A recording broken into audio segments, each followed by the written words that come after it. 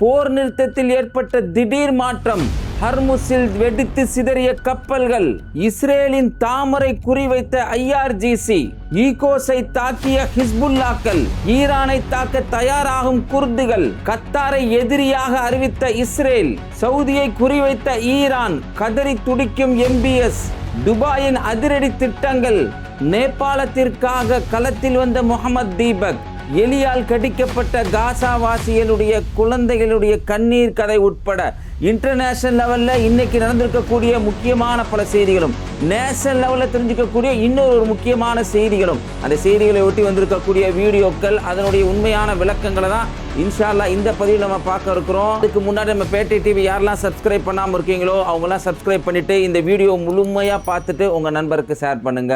இன்னைக்கு இன்டர்நேஷனல் லெவலில் மிக முக்கியமான செய்தியாக பேசிக்கிட்டு இருக்கக்கூடிய செய்தி என்னன்னு சொன்னால், ட்ரம்பினுடைய போர் நிறுத்த பேச்சுவார்த்தை.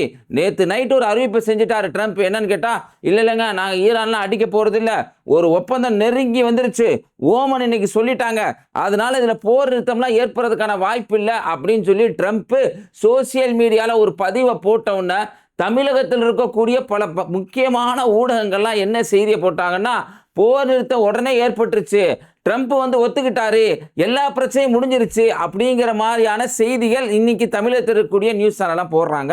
போட்ட உடனேயே நமது நண்பர்கள்லாம் என்ன பண்ணுறாங்கன்னா உடனே அதை ஷேர் பண்ணுறாங்க. பார்க்கும்போது ரொம்ப அதிர்ச்சியாக இருந்துச்சுங்க. ஏன்னா தொடர்ச்சியாக நம்ம சொல்லிக்கிட்டு வர்றோம், இன்னைக்கு ட்ரம்ப் பேசக்கூடிய இந்த வார்த்தை பங்குச்சந்தையில் மிகப்பெரிய ஒரு தாக்கம் ஏற்படும் அப்படிங்கிறத நம்ம சொல்லியிருந்தோம். அப்போ பங்குச்சந்தையை நிலைப்படுத்துறதுக்காக, ஸ்டேபிள் பண்ணுறதுக்காக தான் ட்ரம்ப் பேசுகிறாருங்கிறத கூட இங்கே இருக்கக்கூடிய பல மீடியாக்களுக்கு தெரியல அப்படிங்கிறதான் வருத்தத்துக்குரிய விஷயமா இருக்கு. அதுக்கான காரணத்தை நம்ம சொல்லிடுறோம்.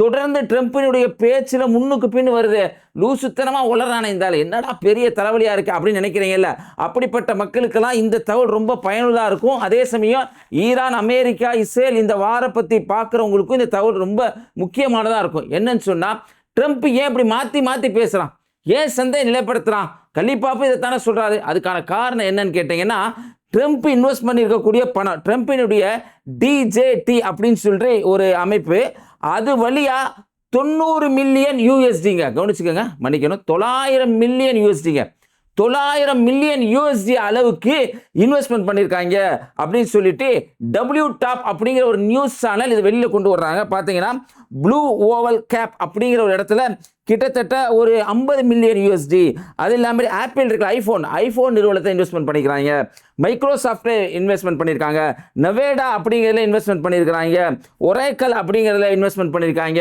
டெல் டெக்னாலஜியில் இன்வெஸ்ட்மெண்ட் பண்ணியிருக்காங்க. இப்படி பறந்து விரிஞ்சு பெரிய பெரிய சாஃப்ட்வேர் கம்பெனி, டெக்னாலஜி கம்பெனி, அது மட்டும் இல்லாமல் தொழிற்சாலைகள், இப்படி பல்வேறு இடங்களில் இன்னைக்கு DJT ட்ரம்பினுடைய சொல்லப்போனால் பினாமின்னு வச்சுக்கோங்களேன், இப்படி பினாமியில் நிறைய இன்வெஸ்ட்மெண்ட் பண்ணியிருக்காங்க.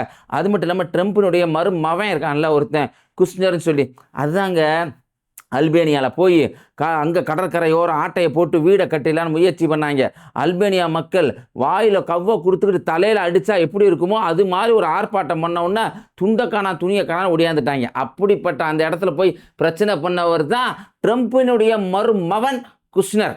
அந்த குஷ்னர் இருக்கிறானா இல்லையா, அவன் கேட்டீங்கன்னு சொன்னால் இஃபினிட்டி பார்ட்னர்ஸ் அப்படின்னு சொல்லி என்ன பண்ணுறாங்கன்னா பல்வேறு நிறுவனங்களில் இன்வெஸ்ட்மெண்ட் பண்ணியிருக்காங்களாம். இந்த இன்வெஸ்ட்மெண்ட்லாம் பெரும்பாலும் எங்கே இருக்குன்னா, தொகை வெளியில் சொல்கிறதில்ல, பெரும்பாலும் வளைகுடா நாடுகளில், அதாவது முஸ்லீம் கல்ஃப் கண்ட்ரி உட்பட பல இடங்களில் இன்வெஸ்ட்மெண்ட் பண்ணியிருக்காங்க அப்படிங்கிற செய்தியை தர்றாங்க. அப்போ இந்த செய்திக்கும் போர் நிறுத்த ஒப்பந்தத்தில் ட்ரம்ப் மாறி மாறி பேசுவதற்கான காரணத்தையும் உங்களுக்கு புரிஞ்சிருக்கும். ஏன்னு சொன்னால், இன்னைக்கு அந்த பங்குச்சந்தை குறைஞ்சாலோ, கச்சா எண்ணெயினுடைய விலை ஏறினாலோ, தங்கத்தினுடைய விலை குறைஞ்சாலோ, அது அத்தனையுமே பங்குச்சந்தையில் பாதிக்கப்படும். இவங்க அங்கே இன்வெஸ்ட்மெண்ட் பண்ணியிருக்க இடத்துல மிகப்பெரிய பாதிப்பு ஏற்படும். அதனால தான் இன்னைக்கு என்னன்னா மாற்றி மாற்றி ஒரு அறிவிப்பை ட்ரம்ப் செஞ்சுக்கிட்டு இருக்கான் அப்படிங்கிறத தெரிஞ்சுக்கோங்க. அதே சமயம் இது செஞ்சது பொய்யான அறிவிப்பு அப்படிங்கிற உரிமைப்படுத்துகிற மாதிரி இப்போ ஒரு சம்பவம் நடந்திருக்கு.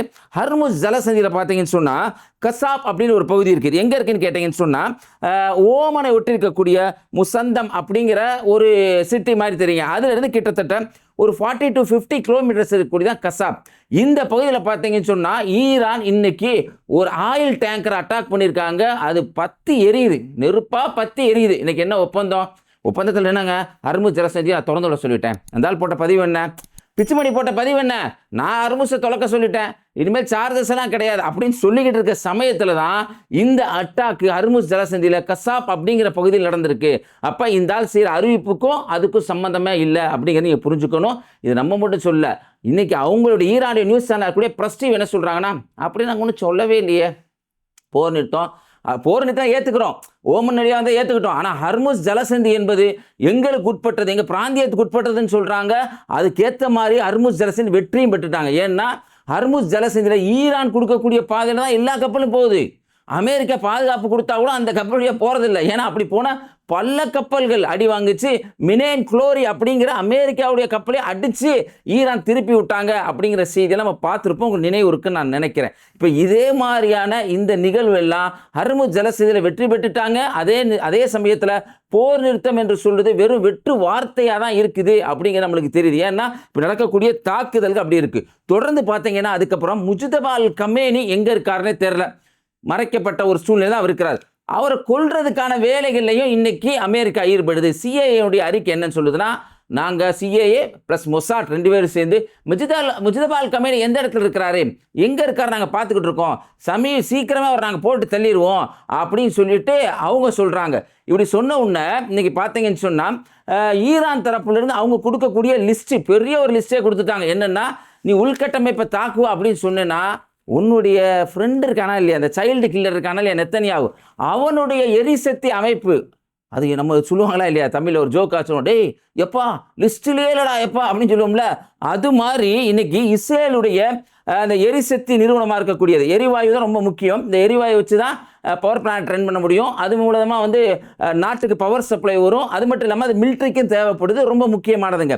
இதில் பார்த்தீங்கன்னா இந்த எரிவாயு இருக்கக்கூடிய பகுதி பார்த்தீங்கன்னு சொன்னால் தாமர் அப்படிங்கிற ஒரு பகுதி இருக்குது. அதே மாதிரி லெவியா தான் அப்படிங்கிற ஒரு பகுதி, ரெண்டுமே இஸ்ரேலுடைய மிகப்பெரிய எரிவாயு நிறுவனங்கள், மிக பெருசு. இதை வச்சு தான் நாட்டுக்கே எல்லாமே சப்ளை பண்ண முடியும்.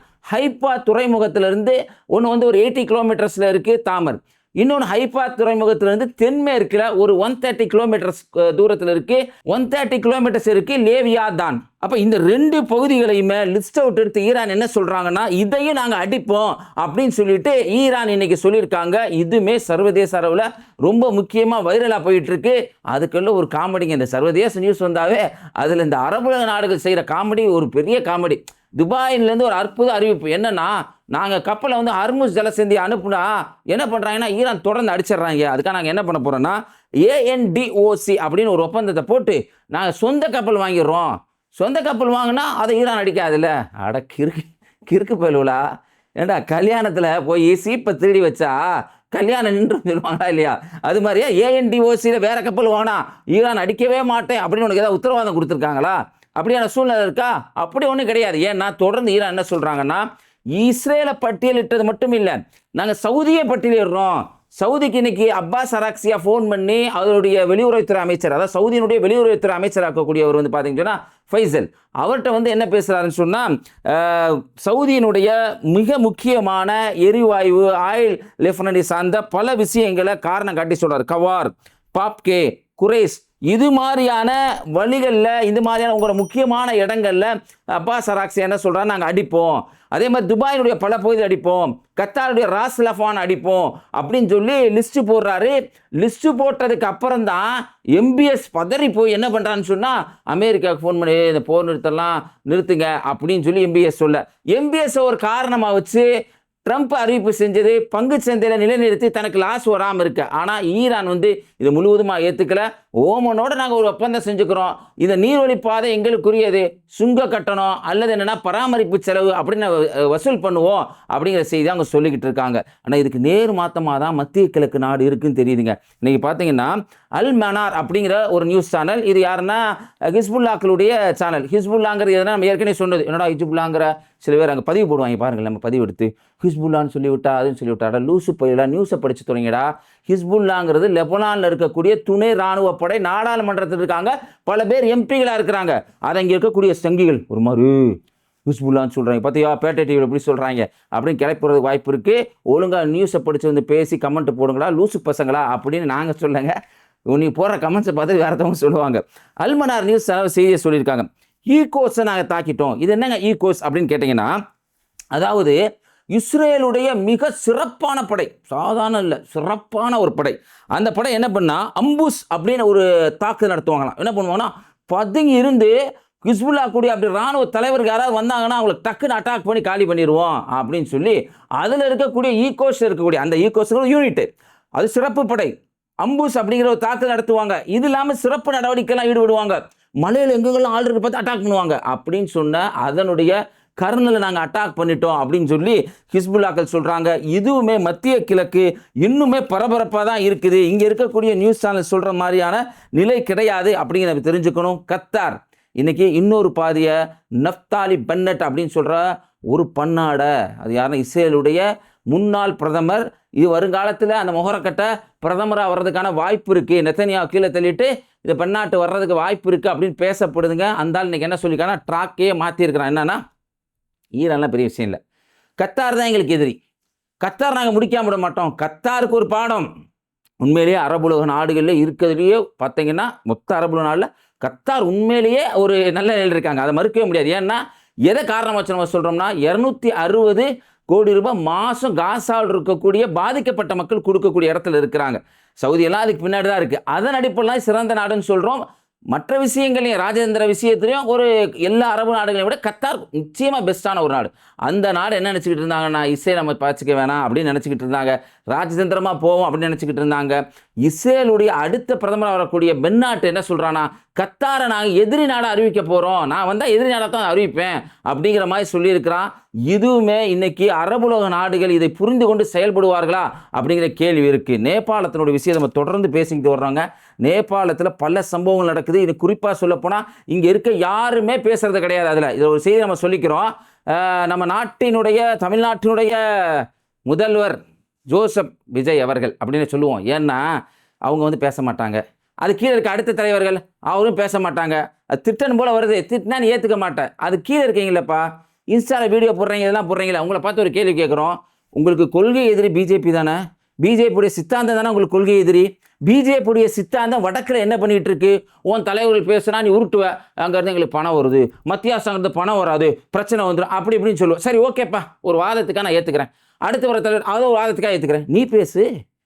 ஏன்னா நேபாளத்தில் அப்படி சம்பவம் நடக்குதுப்பா, நீ பாரு, நாங்கள் பேசுகிறத பேச வேணாம், நீ படித்து பார்த்துட்டு நீ வச்சிருக்க இன்ஸ்டாவில், நீ வச்சிருக்க சோசியல் மீடியாவில் இந்த தவறை கண்டி, ஏன்னா அவன் தான் உனக்கு கொள்கை எதிரியாச்சே அப்படிங்கிற ஒரு கேள்வியை நம்ம யாருக்கு வைக்கிறோம்னா, டிவிகே உடைய தொண்டர்களுக்கு நம்ம வைக்கிறோம். இன்னைக்கு நடந்திருக்கக்கூடிய சம்பவத்தை டிவிகே தொண்டர்கள் கவனிக்கணும். நேபாளத்தில் பார்த்தீங்கன்னு சொன்னால் சவர்ணா அப்படிங்கிற ஒரு மாதம் இருக்குது. அந்த மாதத்தில் கன்வார் யாத்திரைன்னு சொல்லிட்டு பல பேர் போவாங்க. அப்படி போகிறப்ப பக்தியாக அவங்க நம்பிக்கை பிரகாரம் பக்தியாக அவங்க போயிட்டு வர்றாங்க. இது எந்த பிரச்சனையும் இல்லை. பெருவாரியான மக்கள் அப்படி தான் இருக்காங்க. ஒரு சில ஏழரை பிடிச்சவங்க என்ன பண்ணுறாங்கன்னா, நைட் நேரத்தில் போய் டிஜே மியூசிக்கை போட்டு முஸ்லீம் இருக்க பகுதிகளில் அடிக்கிறாங்க. அது ஒரு கை கலப்பாகுது, கல்வீச்சு ஆகுது. எந்த அளவுக்கு போகுதுன்னா, நேபாள அரசாங்கம் வந்து துப்பாக்கி சூடு நடத்துகிறாங்க. எந்த பகுதியில் துப்பாக்கி சூடு நடத்துகிறாங்கன்னா, யார் அதிகமாக தவறு செஞ்சாங்களோ அந்த பகுதியில் துப்பாக்கி சூடு நடத்துகிறாங்க. அதில் மேத்தாங்கிற ஒருத்தர் இறந்து போகிறார். இறந்து போனால் உடனே கலவரம் நடக்குது. கலவரம் நடந்தால் அது வந்து எப்படி ஆகுதுன்னு சொன்னால், பள்ளிவாசல்கள் எரிக்கப்படுது, குரான் எரிக்கப்படுது. ஒரு வயசானம்மா போயிட்டுருக்காங்கங்க, ஒரு 7-8 தட்டி மாடுக சேர்ந்துக்கிட்டு ஜெய் ஸ்ரீராம் சொல்லுங்கிறான். வண்டியில் போகிறவங்கள குச்சி நல்லா திக்கான ஒரு கம்புங்க அதை வச்சு தலையில் அடிக்கிறான். பொம்பளைகளை இதை பிடிச்சி இழுக்கிறாங்க. இப்படி மிகப்பெரிய ஒரு கொடூரத்தை நேபாளத்தில் செஞ்சுக்கிட்டு இருக்கிறாங்க. ஆனால் இது இங்கே வாயே திறக்கலப்பா நீங்கள். ஆனால் இதை வாய் திறந்துருக்காரு யார் தெரியுமா? தீபக், முகமது தீபக். அவரை பற்றி தெரிஞ்சுங்கப்பா. உத்தரகாண்டில் இருக்கக்கூடிய ஒரு பகுதியில் சேர்ந்தவங்க தான் முகமது தீபக். இவங்களுடைய பேர் தீபக் தான். ஜனவரி 20, 2026 கோட்வார் அப்படிங்கிற ஒரு பகுதி உத்தரகாண்டில், அங்கே பார்த்தீங்கன்னு சொன்னால் பாபா கார்மெண்ட்ஸ்னு ஒருத்தர் நடத்துகிறாரு, முகமது சுகேபுங்கிறது. அந்த பேர் எப்படி வைக்கலாம் அப்படின்னு சங்கி வர்றான். அது பேரை வைக்கக்கூடாது அப்படின்னு சங்கி வந்து சொல்கிறான். சொன்னவுடனே அந்த முதியவர் அடிக்கவும் போகிறாங்க. போனவுடனே இவர் தீபக் போய் தடுக்கிறார். தடுக்கிறப்ப ஏய் துமரா நாம் கேரே அப்படிங்கிற மாதிரி கேட்குறாங்க. வேறனா முகமது தீபக் அப்படிங்கிறார். அதுலேருந்து அவர் ரொம்ப ஃபேமஸ் ஆகிறாரு. மனிதநேயம் உள்ள மக்கள் அனைவரையும் பாராட்டுறாங்க. அதே சமயம் வெறி பிடிச்சவங்க என்ன பண்ணுறாங்கன்னா, இவருடைய ஜிம்மில் ஹல்க்குன்னு ஒரு ஜிம் வச்சுருக்காரு. 150 பேர் இருந்த அந்த இடத்துல பாதி பேர் விலகி 90% போயிட்டாங்க. வெறும் 15 பேர் தான். மாத வாடகை 40,000 ரூபா கொடுக்க முடியல. ஜிம்மை காலி பண்ணிவிட்டு வேற ஒரு ஏரியாவுக்கு ஒடியாந்துட்டாருங்க அவருங்க. அதை அறிஞ்ச எல்லாருமே என்ன பண்ணாங்கன்னா, சில பேர் மனிதநேயமிக்க பல பேர் என்ன பண்ணாங்கன்னா, நான் ஜிம்மில் 1 வருஷத்துக்கு ஆளாக சேர்ந்துக்கிறேன்னு சொல்லி பல வக்கீல்கள்லாம் போய் அதில் உறுப்பினர்களாக சேர்ந்தாங்க. இவ்வளோ பிரச்சனையை அனுபவிச்சது தீபக், முகமது தீபக் என்ன பண்ணுறாருன்னா, இப்போ நேபாளத்துக்காக வீடியோ போடுறாரு. இப்படி பேசுகிறாரு. என்னென்னா ஒரு பெரிய ஒரு பொருளாதார பின்னடைவை சந்திச்சிட்டாரு. அப்படி இருந்தால் கூட இன்றைக்கி வந்து பேசுகிறாரு, இவ்வளோ பெரிய அநியாயம் நேபாளத்தில் நடந்துக்கிட்டு இருக்கு, இதில் பாருங்கள் இந்த மக்கள் வந்து தாக்கப்படுறாங்க, இங்கே வந்து முஸ்லீம் இந்து அப்படின்னு சொல்லி ஒரு மதத்தை வச்சு அதை பிரித்து மக்கள் அவங்க பந்தாடிக்கிட்டு இருக்காங்க அப்படிங்கிற உண்மை தகவலை இன்றைக்கி உலகத்துக்கு கொண்டு வந்திருக்கிறாங்க. டிவிக்கே தொண்டர்கள் செய்வாங்களான்னு பார்ப்போம். நீனாவது படித்து செய்ப்பா, நான் குறை சொல்ல ஒன்று நியாயமாக கோரிக்கையை வச்சிருக்கிறேன், நியாயமாக நான் தான் செஞ்சு காட்டு. வீடியோக்குடைய கடைசி பகுதியில் காசா மக்களுடைய கண்ணீர் கதைமை தொடர்ந்து சொல்லிக்கிட்டு வர்றோம். இன்றைக்கி காசாவில் என்ன நடந்துச்சு அப்படிங்கிறத காசா மக்கள் சொல்கிறாங்க. அதை பதிவு செஞ்சு ஆதாரப்பூர்வமாக பல பேர் காட்டிக்கிட்டு இருக்காங்க. அது ஒரு தனி விஷயமாக இருந்தால் கூட யூனிசெஃப், அது ஐநாவினுடைய குழந்தைகளை பராமரிக்கக்கூடிய யூனிசெஃபினுடைய நிபுணராக இருக்கக்கூடிய சலீம் சொல்கிறாரு, நான் காசாவில் போனேன், எப்படிப்பட்ட மக்கள்லாம் நான் பார்த்தேன், அவங்களுக்காக பேச வேண்டிய இடத்துல நான் இருக்கிறேன், கண்டிப்பாக நான் பேசியே தீர்வேன்னு சொல்லிட்டு அவர் சொல்கிறாரு. நான் போய்கிட்டே இருக்கும்போது காசாவில் பார்த்தேன், அங்கே பார்க்குறப்ப மஸா அப்படின்னு ஒரு 4 வருட ஒரு குழந்தைய பார்த்தேன். அந்த குழந்தைக்கு எலி கடிச்சு, ஏன்னா கூடாரம் தானே, கூடாரத்தில் எலி கடிச்சு கால்லாம் அப்படியே அழுகி போன நிலையில் ரத்தமாக இருக்குன்னு சொல்லுவோமா இல்லையா, அது மாதிரி இருக்குது. அந்த குழந்தைக்கு ட்ரீட்மெண்ட் கொடுக்க முடியல. அடுத்து இன்னொரு இடத்துக்கு போய் நான் டென்ட்டில் பார்த்தேன். அமானி அப்படிங்கிறவுடைய மகள் லேமர், அவங்களுக்கு பார்த்தீங்கன்னு சொன்னால் ஒரு பாக்டீரியா வருது, ஏதோ ஒரு வித்தியாசமான நோயின்னு சொல்கிறாரு. தலையில் முதுகில் கால் எல்லாத்தையும் புண்ணாக வந்துருச்சு. அந்த புண்ணை கழுவுறதுக்கு தண்ணி வேணும், ஆனால் தண்ணி அங்கே கிடையாது, தண்ணி கொடுக்கறதில்ல. அந்த தண்ணியை கொடுக்காம இஸ்ரேல் கொடுமைப்படுத்துகிறான். அந்த அம்மா அங்கே கிடைக்கக்கூடிய சுத்தமில்லாத தண்ணியை வச்சு அந்த குழந்தைக்கு கழுவி விட்டாங்க. அந்த குழந்தைக்கு லேமர் அப்படிங்கிற அந்த குழந்தைக்கு 7 வயசு. அப்படி கழுவி விட்றப்ப அந்த குழந்தை வலியினால் துடிச்சிச்சு, என்னால் பார்க்கவே முடியலை. சரி தண்ணி கொடுக்கறதையாவது சரி பண்ணலாம் அப்படின்னு நினச்சா, நாங்கள் வந்து தண்ணி கொடுக்கறதுக்காக 2.5 லட்சம் மக்கள் இருக்கக்கூடிய ஒரு பகுதிக்கு மன்சூரா நீர்முனைன்னு சொல்கிறாங்க, அது காசாவில் இருக்கக்கூடிய மன்சூரா நீர்முனை, அந்த பகுதியில் தண்ணி கொடுக்கறதுக்காக சில மக்களை நாங்கள் நியமித்து, அந்த டேங்கர் இருக்கும்ல, இப்போ நம்ம ட்ராக்லாம் தண்ணி கொண்டு போவாங்களா இல்லையா டிராக்டர் வண்டியில், அது மாதிரி வண்டியில் நாங்கள் அமுச்சு வச்சோம். அப்படி போன 2 பேரையும் இஸ்ரேல் கொண்டான். மிக மோசமான நிலையில் அந்த மக்கள் வாழ்கிறாங்க. மலஞ்சலம் அதை கழித்து அதை சுத்திகரிப்பு செய்து அதை வெளியில் எடுத்துகிட்டு போகிறதுக்கு இஸ்ரேல் விடுறதில்லை. பழுதடைந்த அந்த நீர் அணைகள் இருக்குல்ல, அதை சுத்தம் பண்ணி அதுக்கு தேவையான பொருட்கள், மோட்டரீட்டர்லாம் உடஞ்சது, அந்த மோட்டரை வாங்குறதுக்கு அதுக்கும் விடுறதில்லை. இதுவெல்லாம் என்ன செய்கிறான்னா இஸ்ரேல் அங்கே ஒரு இன அழிப்பை செஞ்சுக்கிட்டு இருக்கான்.